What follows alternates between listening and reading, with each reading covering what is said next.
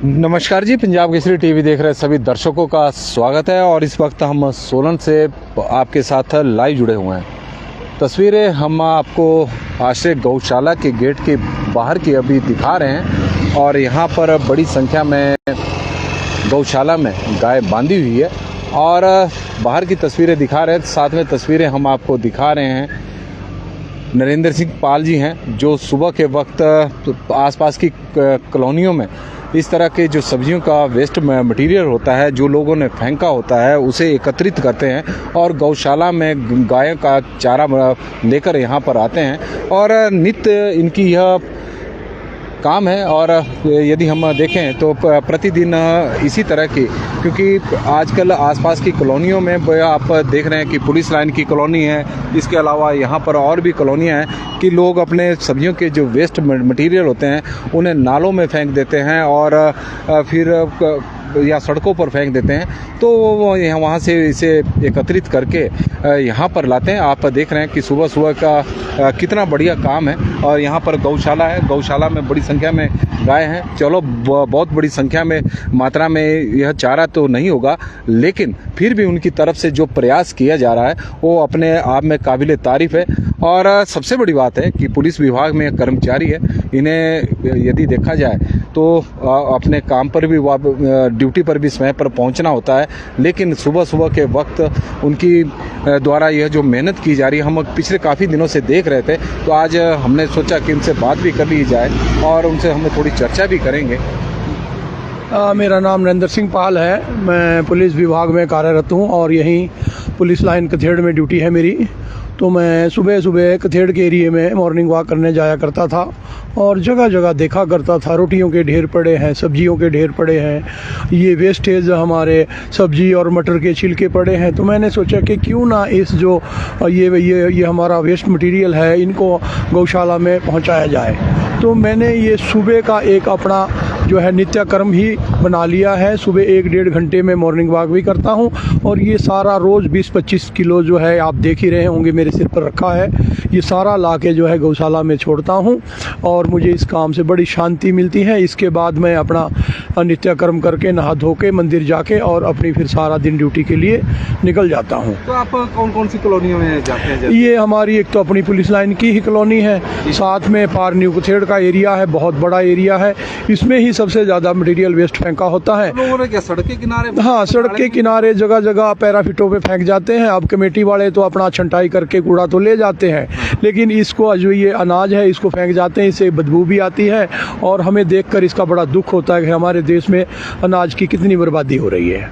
तो यदि हम बात करें तो कई बार हम ये भी देखते हैं कि आप अनाज लेकर भी चले होते तो वो भी वहीं पर फेंका होता है। हाँ, वो भी एक मेरे जीवन का हिस्सा है कि 1-1.5 किलो चावल 2-3 मुट्ठी चीनी के डाल के रोज़ सुबह अलग अलग जगह डाल के चींटी चाह ये चींटियों को, पक्षियों को जो है डालता हूँ। ये भी मेरा 8-10 साल से एक नित्य कर्म ही बना हुआ है। यदि हम बात करें, क्योंकि जो आपके सिर के ऊपर हम बोझ देख रहे हैं, तो इसी गौशाला में लेकर आते हैं कि कई बार आप दूसरी तरफ भी चले जाते हैं? नहीं, मुझे इतना समय नहीं मिलता कि मैं कहीं और जा सकूं। ये मेरा पुलिस लाइन के पास है गौशाला, इसलिए मुझे यहाँ आने में सुविधा है और इसलिए ये मैं यहाँ आके ये काम करके जाता हूँ। तो डेली इतना ही? हाँ, लगभग ये इतना ही बन जाता है, क्योंकि 2-3 जगह फ्रूट की रेड़ियाँ हैं और सब्जी की दुकानें हैं। मैं वहाँ से भी ये सारा जो है वेस्ट मटेरियल इकट्ठा करता हूँ और ये सारा फिर गौशाला छोड़ देता हूँ। यदि हम नगर निगम की बात करें तो नगर निगम तो इस तरह के वेस्ट मटेरियल को सोगड़ा ही पहुँचाए। हाँ, फिर अगर वो तो फिर सारा ये इकट्ठा करके कूड़ादान की गाड़ी में अपनी में डाल के ले जाते हैं और परे फेंकते हैं। मैंने देखा है काफ़ी दिन का, कई जगह देखा है उनको ले जाते, लेकिन अब सारे शहर से तो मैं इकट्ठा करके यहाँ ला नहीं सकता, इतना समय भी नहीं है मेरे पास। धन्यवाद। और नरेंद्र सिंह पाल जी हैं और पुलिस विभाग में कार्यरत है और सुबह सुबह के वक्त ज्ञान सुमन जी नरेंद्र पाल को बहुत बहुत बधाई दे रहे हैं, नरेंद्र जी को। और आप तस्वीरें देख रहे हैं कि जो इन्होंने अब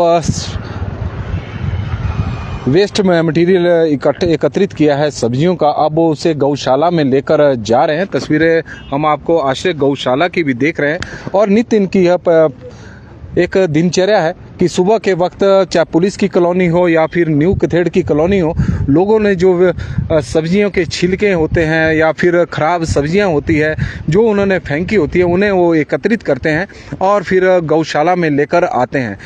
पिछले कई दिनों से हम उन्हें देख भी रहे थे, उनकी वे प्रक्रिया भी थी, नित्य दिन की दिनचर्या भी थी और तब हम उनसे बात भी किया करते थे कि क्या है। तो आज हमने सोचा कि क्यों ना एक बार फिर, क्योंकि दर्शकों से भी रूबरू कराएं और एक जागरूकता फैलाएं कि यदि लोगों के घर में इस तरह का वेस्ट मटेरियल होता है तो उसे सड़कों के किनारे मत फेंके, एकत्रित करें। गौशालाएं अब बहुत ज़्यादा शहरों में अब बन गई है, चाहे सोलन की बात करें, गौ यहाँ पर बाइक कथेड़ पर गौशाला है, डांगरी में गौशाला है।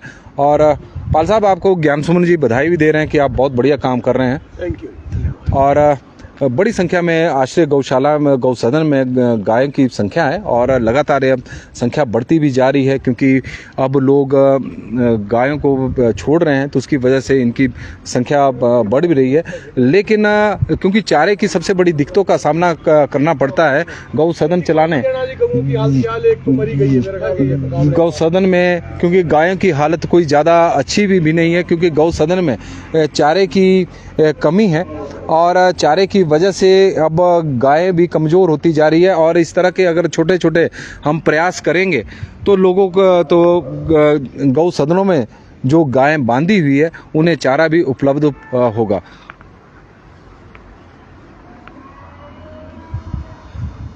आशु जी बिल्कुल सही कह रहे हैं आप। इस वक्त पाल साहब काम कर रहे हैं तो इसमें कोई दो राय नहीं है कि उनकी तारीफ बनती है। नमस्कार जी, पंजाब केसरी टीवी देख रहे सभी दर्शकों का स्वागत है और गौ सदन से हम आपके साथ लाइव जुड़े हुए हैं और तस्वीरें हम दिखा रहे थे नरेंद्र सिंह पाल की, जो पुलिस लाइन और न्यू कथेड़ की कॉलोनी से जितना भी वेस्ट मटेरियल सब्जियों का होता है, उनके छिलके हैं, सब्जियां हैं, खराब सब्जियां जो लोगों ने फेंकी हुई है, उन्हें लेकर गौ सदन में पहुंचते हैं और प्रतिदिन की उनकी यह दिनचर्या है। और अभी एक पूरा लिफाफा भरकर वो गौ सदन में छोड़कर आए हैं और उनका यह प्रयास काफ़ी सराहनीय भी है, क्योंकि आजकल हमने देखा है अक्सर लोग जितना भी वेस्ट मटेरियल होता है उन्हें या सड़कों के किनारे फेंक देते हैं या फिर नालियों में, और उसकी वजह से प्रदूषण ही फैलता है।